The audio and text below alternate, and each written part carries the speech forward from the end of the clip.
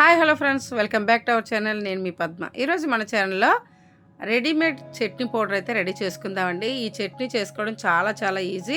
10 నిమిషాలు అయితే ఈ చట్నీ పౌడర్ కూడా మనం ఈజీగా రెడీ చేసుకోవచ్చు. ఈ పౌడర్ని మనం స్టోరేజ్ కూడా చేసుకొని ఇంట్లో పెట్టుకొని అప్పటికప్పుడు కావాలంటే దోశలో వేసుకొని ఇడ్లీ పెట్టుకొని ఈ పౌడర్ని నీటిలో కలుపుకొని తాలింపు వేసేసుకోవడమే. చాలా ఈజీగా అయితే చేసేసుకోవచ్చు. ముందు ప్రాసెస్ చూద్దామండి. ముందుగా అయితే కళాయి పెట్టుకొని ఇందులోని ఒక 2 స్పూన్లు అయితే ఆయిల్ వేసుకున్నాను.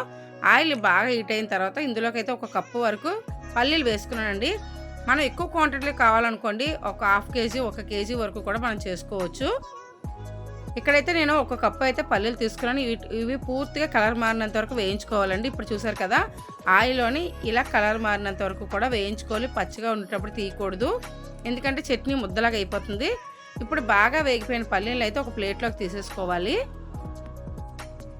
ఇప్పుడు అదే ఆయిల్లోకి 1 కప్పు శనగపప్పు వేసుకుంటున్నానండి. ఎందుకంటే ఆయిల్ అయితే మనకి ఎక్కువగా లాగదు, తక్కువ 2 స్పూన్లు 3 స్పూన్లు వేసుకుంటే చాలు. ఇప్పుడు ఈ శనగపప్పు కూడా పూర్తిగా కలర్ మారినంత వరకు వేయించుకోవాలి. ఫ్లేమ్ని మరీ హైలో పెట్టుకోకుండా మీడియంలో పెట్టుకొని అయితే వేయించుకోండి. కరెక్ట్ కలర్ మంచి వాసన వస్తుంది పప్పులన్నీ కూడా.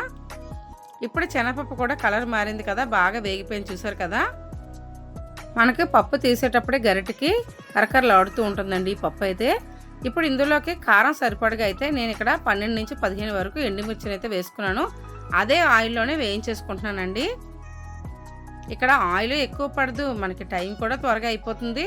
అలాగే త్వరగా కూడా చేసుకొని పౌడర్ కింద కూడా చేసుకొని మనం మిక్సీ జార్లోని స్టోరేజ్ కూడా చేసుకోవచ్చు. అలాగే నేను వేసుకున్న ఎండుమిర్చితో పాటు 1 గుప్పిడంతా కరివేపాకు కూడా వేసుకున్నాను. ఇది ఆప్షనల్ అండి, కావాలంటే ఎక్కువగా వేసుకోవచ్చు, లేదంటే కరివేపాకును స్కిప్ చేసేయచ్చు. నేనైతే టేస్ట్ బాగుంటుందని కొద్దిగా కరివేపాకు అయితే వేసుకున్నాను. ఇప్పుడు వీటిని కూడా కొద్దిగా కలర్ మారినంత వరకు అయితే వేయించుకోవాలి.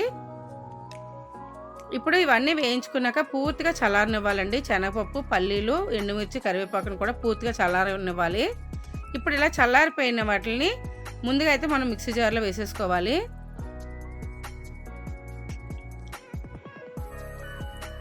మొత్తంగాన ఒకేసారి వేసేసుకోవచ్చండి.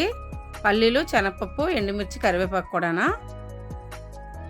ఇలా వేయించుకున్న తర్వాత ఇందులోకి మనమైతే 1 కప్పు వరకు, అంటే ఇది కూడా 1 కప్పు కింద మీరు లెక్క వేసుకోండి. నేను తీసుకుని ప్లేటు కప్పు తీసుకున్నాను కదా, అదే కప్పుతోనే 1 కప్పు వరకు పల్లీలు కూడా వేసుకున్నాం కదా, అదే కప్పుతోనే పుట్నాల పప్పు కూడా వేసుకొని ఇలాగ మెత్తగా పౌడర్ లాగా అయితే చేసుకోవాలి.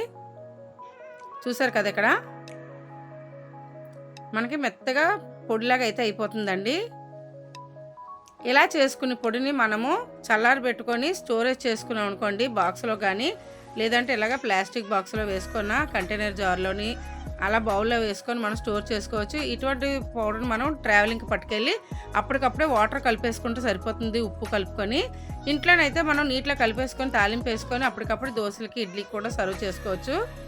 చాలా టేస్ట్గా ఉంటుందండి ఈ చట్నీ అయితే. ఇప్పుడు ఈ చట్నీని ఎలాగ మనము చేసుకోవాలని చూద్దాం, అప్పటికప్పుడు దోశలకు ఎలా చేసుకోవాలని. ఇప్పుడు కొద్దిగా పౌడర్ ఉంది కదా మిక్సీ జార్లోని, ఇందులోనైతే మనము వాటర్ అయితే వేసుకొని ఒక్కసారి అయితే గ్రైండ్ చేసేసుకుందాం.